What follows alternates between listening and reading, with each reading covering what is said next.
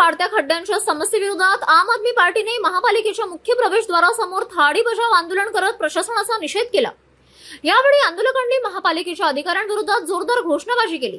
तसेच कुंभमेळा मंत्री गिरीश महाजन आणि महापालिका आयुक्त यांनी नैतिक जबाबदारी स्वीकारून राजीनामा द्यावा अशी मागणीही करण्यात आली। शहरातील रस्त्यांची दुरवस्था, वाढते अपघात आणि नागरिकांना होणारा त्रास याकडे प्रशासनाचे दुर्लक्ष होत असल्याचा आरोप आंदोलकांनी केला। खड्ड्यांची तातडीने दुरुस्ती करून नागरिकांना सुरक्षित आणि सुकर रस्ते उपलब्ध करून द्यावेत अशी मागणी आम आदमी पार्टीच्या पदाधिकाऱ्यांनी केली। अन्यथा आंदोलन अधिक तीव्र करण्यात येईल असा इशाराही यावेळी देण्यात आला।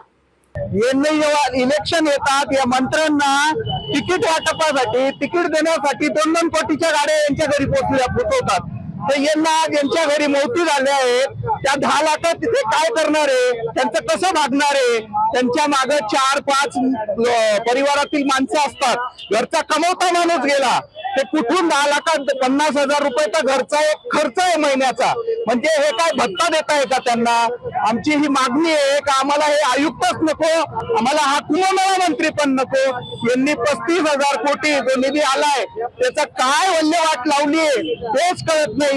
टक्केवाऱ्यांनी टेंडर देतात आणि असे रस्ते बनवतात की खड्डे बुजवल्यानंतर दुसऱ्या दिवशी खड्डे परत तिथं तयार होतात। असा एकदम ढसाळ काम चालू आहे, ढसाळ प्रशासन आहे आणि प्रशासन बैराग आलेलं आहे। तर आम्ही विचार केला की यांचे शेड जे होते त्यांनी थाळ्या वाजवून कोरोना व्हायरस पळवायचा प्रयत्न केला होता।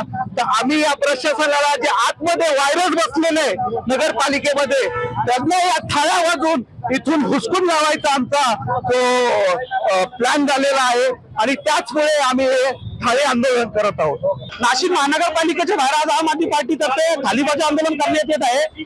थाळी बजाव आंदोलन खास याच्यासाठी करण्यात येतं की हे जे मध्ये बसले प्रशासक आहे, जे अधिकारी वर्ग आहे, हे झोपलेले निद्रावस्थेमध्ये 5 लोक मृत्युमुखी पडले, त्यांचा खून केल्यानंतर सुद्धा यांना जाग येऊन राहिली आहे। आम्ही यांच्यावरती सगळा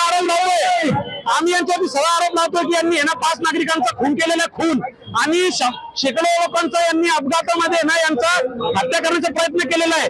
या सगळ्या लोकांना भरपाई देण्यात यावी। आम आदमी पार्टीतर्फे आम्ही त्यांच्या मागणी करतोय की मृत्युमुखी पडलेल्या लोकांच्या घरच्यांना कमीत कमी 1 कोटी रुपयाचा निधी देण्यात यावा। 5-10 लाख रुपयांमध्ये काही होत नाही।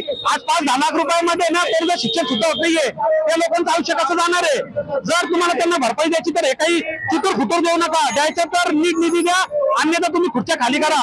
40-40 कोटी रुपये आलेले, त्याच्यातून 2-5 कोटी रुपये मृत्युमुखी पडलेल्या लोकांना गेले नाही। तुम्हाला काही निधी थांबणार नाही, तुमचा विकास काही थांबणार नाही आणि विकास पण तुम्ही खूप चांगला केलेला नाहीये।